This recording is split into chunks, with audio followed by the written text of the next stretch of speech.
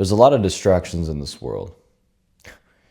Just imagine New York City, Manhattan. You got people walking down the sidewalks, you got Times Square, you got subways, cars honking every 5 seconds, you got people talking your ear off saying, hey, let me cut your hair, $5, show, all that stuff, right? And you see a bunch of, you see the big cities, and there's so many things going on, lights.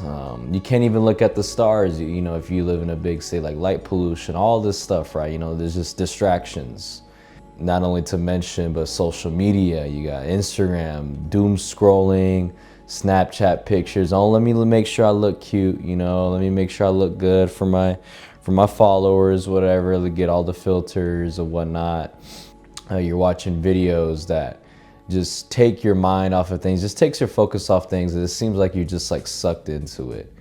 And it's just a distraction after distraction after distraction. And sometimes you just have to sit back and just think about what you're doing. Think about what's going on. Think about life. Like, just sit and think and pause for a minute and be like, hey, let me just step away from all the distractions and let me actually think of what life is. Let me actually think of what the meaning of life is, or the purpose of it. Like, let me think about this. Like, what am I actually doing with my life, right? And I think that's what we have to do in our lives at some point, and go after what the truth is. Seek the truth and find out what that truth is for yourself. And whenever you find out for the truth, you always want to go back to the origin. How did things start? Like, how did the world even begin, right? Like, you got people, they may think evolution, and you got Big Bang Theory people, you got all this stuff, but when you read the Bible, it has a different account. It says the world was created, had a 6-day creation, 7-day God rested, and God created the ocean, God created the plants, God created the fruits, God, all the trees, animals, and humans, right? There was no like evolution, like, oh, it was billions of years ago. No, it wasn't none of that. And when you go back to when you go in and you look into that, like, okay, how did the world start? The Bible gives you a clear description of how it started, right? You'll see that when man was created, he says it come out of the dust, and he was talking with God and was with God, and God was communicating with the man, and that the man, his name is Adam, coming out of the dust, and God is telling him, hey, do this, keep the garden, things like that. Eat out of every tree that you may freely want. And he even told him, you can even name the animals. And he tells them you can eat out of every tree except for the knowledge of good and evil. And then he allows a woman to come from his rib. Adam says, this is bone of my bone, flesh of my flesh, therefore she'll be called woman. So it's like, okay, that's how everything started. Okay, then it sounds like everything's just cool. You're with God. Okay, God's saying, okay, be blessed and you'll be fruitful, multiply. Okay, and it's the way God wants it to be. Okay, like, it seems like all this stuff is working cool. And until deception came and a distraction came, which is that temptation from the serpent in the Genesis account of Genesis 3, where the serpent deceived Eve, of saying, hey, when God said to not eat out of the tree of knowledge of good and evil, the serpent said, no, you can eat out of it, you won't die. Because remember, God did tell them, if you eat out of that tree of knowledge of good and evil, you will die. But the serpent said, no, you won't die. Deceived her. Deceived Eve, and she was distracted from maybe the cunning words that the serpent was saying, and she ate the fruit, and therefore it was an act of disobedience to God, and Adam did the same thing. So, and as an account, it says their eyes were open. They weren't innocent anymore. They weren't walking with God anymore. They became their own gods and didn't need God anymore, because they have all this knowledge and all this stuff that maybe God wanted to give them later on, but they decided to go their own route.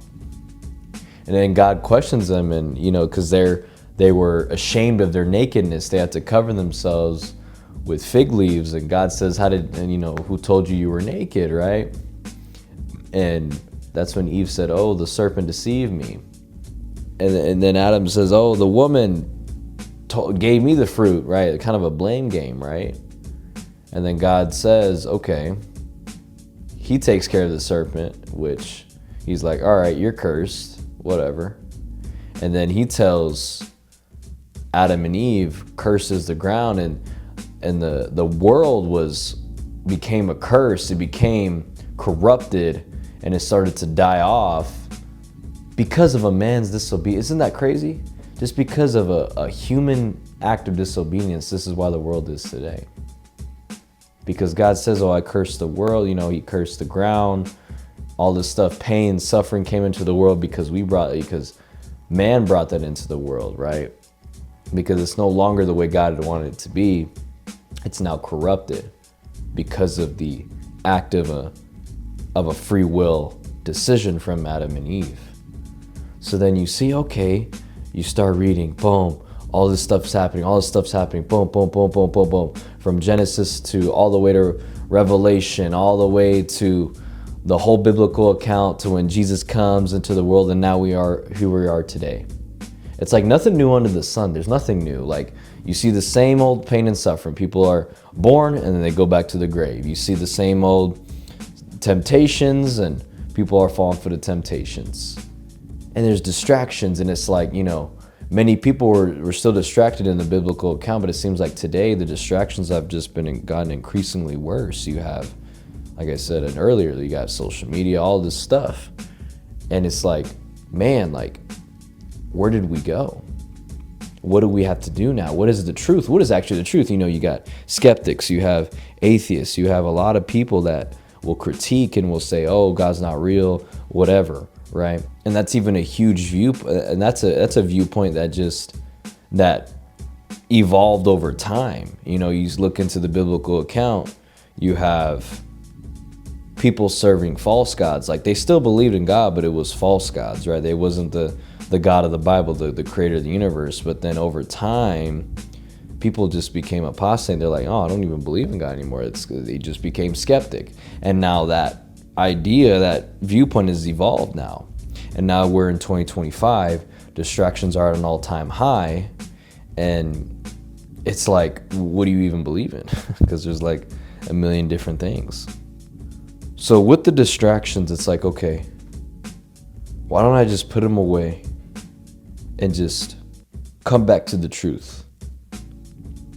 What does Jesus say? I'm the way, the truth, and the life. So if we go to that truth, if it was God in the beginning and Jesus says, I'm the way, the truth, and the life, then what could Jesus be saying? From the Bible, it's clearly saying he's God. So when we say, okay, since life has started, mankind has messed this whole thing up. So what do? We go to that truth. And Jesus said, I'm the way, the truth, and the life. So then it's like man cursed the earth, Adam, and then it passed down to generation. And now a perfect man, Jesus, who was born of a virgin birth, which is there's evidence of that, reversed that curse of man and brings man back to God. Because they call Jesus the intercessor of man. And he comes and brings back to God. Brings his own creation back to himself. And it's so deep in a sense. And it's like, wow, that when you see that, it's like, okay, we're putting the pieces to the puzzle together. This is actually fitting things. It makes sense now. It just makes sense. It's like, okay, this is actually the truth. But not everybody accepts that truth. You want to learn more about the truth? Tune in.